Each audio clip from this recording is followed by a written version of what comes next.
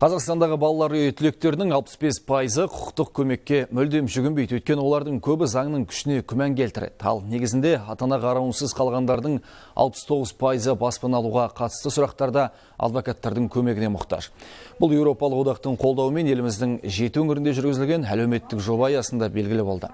Қоғамның әлжуаз тобына құқықтық жәрдемдесу жобасы өткен жылы басталды. Оның аясында еліміздегі әйелдердің 65%-ы жолдасының немесе бірге тұрып жатқан адамның тарапынан физикалық не психологиялық сипатта зорлық-зомбылыққа ұшырайтынында белгілі болды.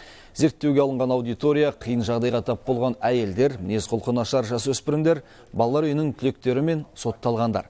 Енді бұл мақсатта жоғарыда аталған адамдарға қолдау білдіру жұмыстары жүргізілмек. Бізде жобада сарапшылар болды. Олар Қазақстан Республикасындағы сол топтарға қатысты заңнама немесе мемлекеттік кепілдендірілген құқық көрсету жүйесіне қатысты заңнамаларды зерттей отырып, олар ұсыныстар жасады.